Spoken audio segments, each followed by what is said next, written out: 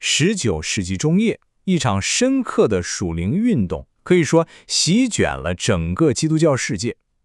这场运动它本来是希望带来合一和复兴的，但谁能想到它最终却导致了一场非常痛苦的分裂。今天我们要讲的就是一个关于警告被拒绝的故事。这个故事不仅改变了无数人的命运，也揭示了当时教会内心深处最真实的挣扎。要想明白这到底是怎么回事，咱们得先看看那个时代到底是个什么样子。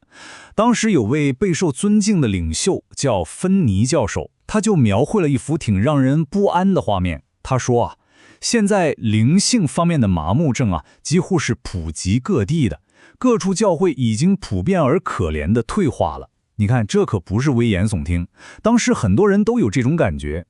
本应该成为世界之光的教会，自己反倒陷入了某种黑暗里。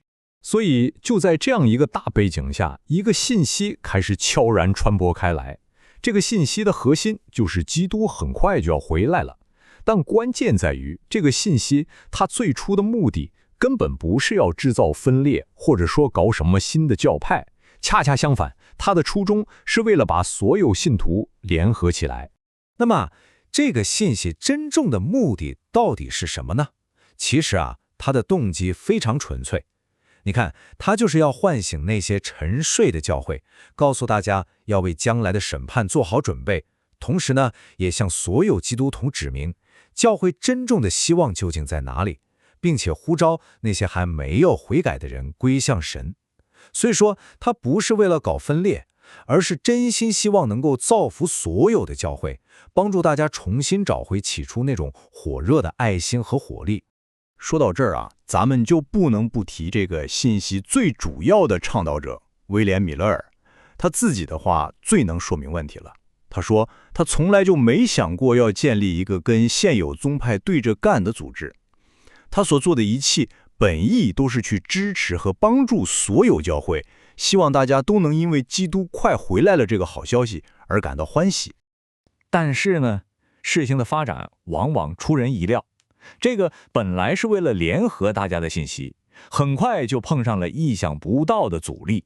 当这个信息的影响力越来越大的时候，一些宗教领袖的态度就开始变了，而这个转变就成了整个事件的转折点。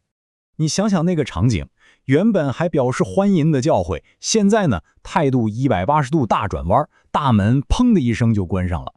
牧师们开始在讲台上公开的反对这个信息，甚至禁止自己的信徒去听或者去谈论这个他们曾经认为是带来希望的消息。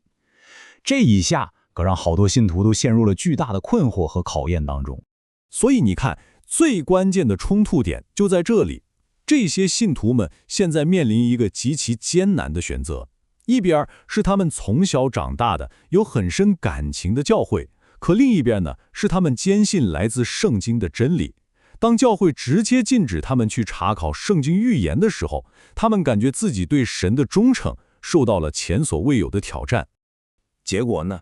结果就是这个数字5万，你没听错，就在1844年的夏天，面对教会的禁令和反对，大约有5万名信徒，他们觉得必须要做个选择了。最终，他们脱离了自己原来的教会。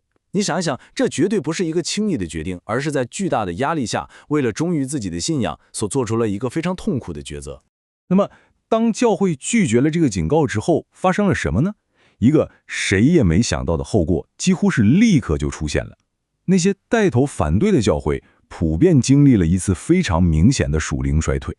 当时有一位很有名的牧师叫巴恩斯，他就非常悲伤地记录下了他亲眼所见的一切。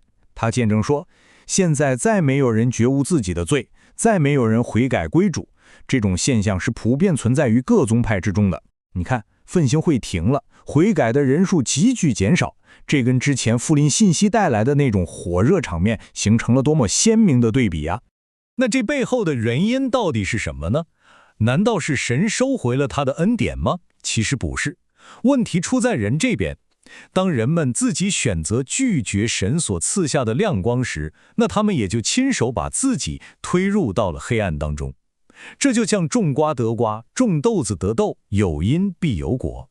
随着教会的大门一个个地关闭，属灵的生命也开始枯萎。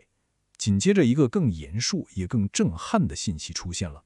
在启示录里，紧跟着第一位天使的警告，第二位天使发出了一个宣告。这个宣告用了一个上象性的词语来描述当时教会的状况。这个宣告在当时简直就像一颗重磅炸弹，引起了巨大的震动。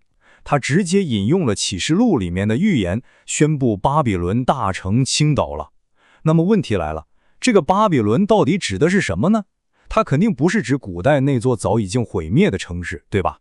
咱们得先搞清楚啊，在圣经的语言里，巴比伦这个词，它的词根是巴别，意思就是混乱。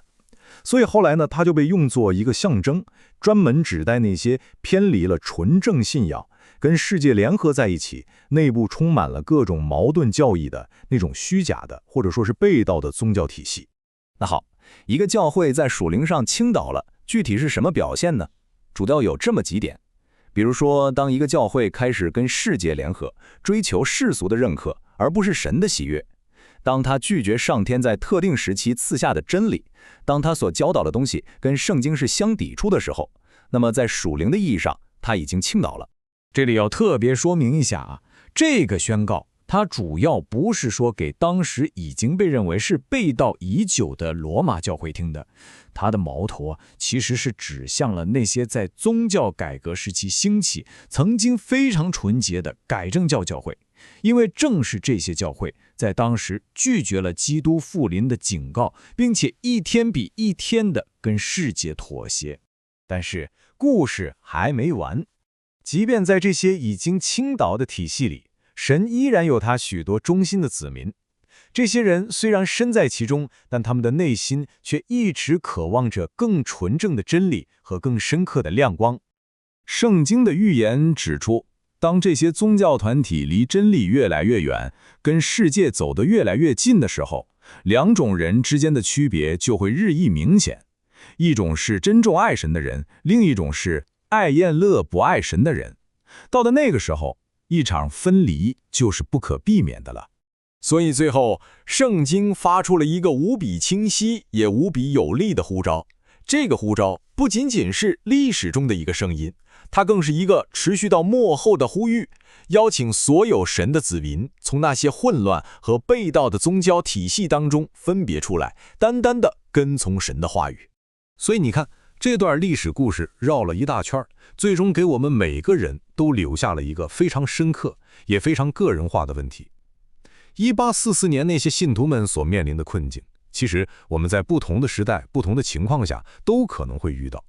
当你的信仰和传统、你的个人良心和集体的压力发生冲突的时候，你该如何选择自己的道路呢？这是一个值得我们每个人都去深深思考的问题。